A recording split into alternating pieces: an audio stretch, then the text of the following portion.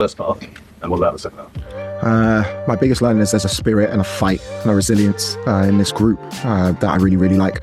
I've demanded from the first day of stepping in. We don't have many training sessions, but we spoke about reacting positively to setbacks. We've spoken about reactions to losing the ball, pressing, energy, intensity. All of that was there in the second half, which wasn't there in the first half.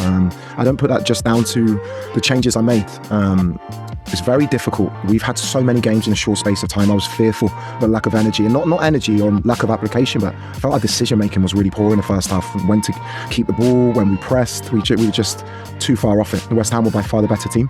Had a reaction at half time. The reaction of the team in the second half tells me that we've got something really, really special here if I can utilise the squad in the correct way. Nizar.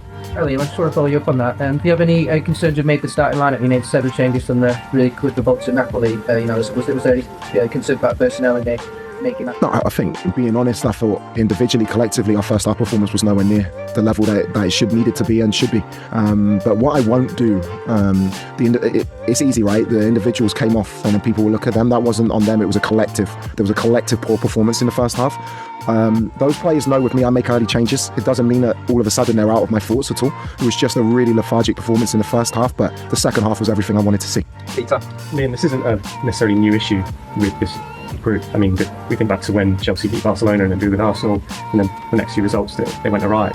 Is this something you were aware of coming in? I was just wondering, because you did mention before the game, interested in how your team would respond in this game. So is this something you thought about coming in and something that you want to work on with group? To be in 4 competitions still in February, where you're playing every 3 days, the Champions League, Carabao Cup we have on Tuesday, the Premier League, FA Cup, you need a squad. You need a really, really good squad. I feel I have that just because the first half performance today was really poor, and West Ham, by the way, were very good as well. I have to give them credit. We knew it would be a difficult game. They've won the last 3 in a row.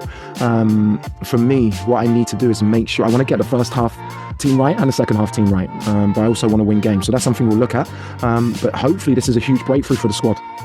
Someone's just told me it's the first time in Premier League history we've won from 2-0 down at home. It's a massive thing to do against a side in good form, so a lot of positives, a lot of things we need to improve, and I'm not shying away from that, but to see the heart, the mentality, the spirit of the group and their quality in the second half makes me a very, very happy man. Liam. At half-time there was audible discontent in Yeah. the crowd as well. Sometimes as a team do you need that as well to really hammer home that it won't change? I have to say, the fans were magnificent in the second half. I could sense after 2 minutes of the second half they were with us. They were right to boo. I would have booed us in the first half. Our performance was nowhere near the level it needed to be in terms of collectively, in terms of our energy and our decision making. That's fair. So to see them after the game 45 minutes later so happy and delighted with what they saw from the team makes me very proud. I said to the players at half time, we can make what probably is the worst feeling of the season the best feeling of the season, and I think they went out and performed magnificently in the second half. Jacob.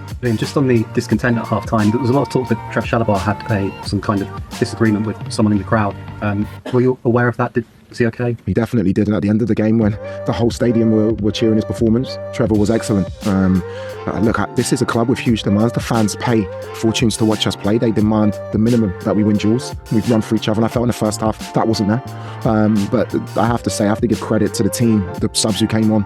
Enzo Fernandez was magnificent for 95 minutes, and we showed in the end what the fans demand in terms of what we give to this club. We'll finish this section with Sam. The fans are obviously a bit volatile, but that isn't actually normal for this club. They have supported it. I think it's because of the changes recently and that they feel that this club is in a strange period. It's sort of on you now, isn't it? It's on me. It's on me. I hope in time they'll say it was the best decision this club's ever made. But I can't focus on that. This is a really proud club with incredible tradition, history, recent history of winning trophies. They want that, and I want that too. So for a start, for a manager to come in midway through a season with not many sessions and have 6 wins out of 7 games, it's not a bad way to start. As long as the team showed the fight and the energy and the intensity that they did in that second half, the fans showed that they'll be with us and they'll support us, and I'm really enjoying being part of this football club. Okay, thank you.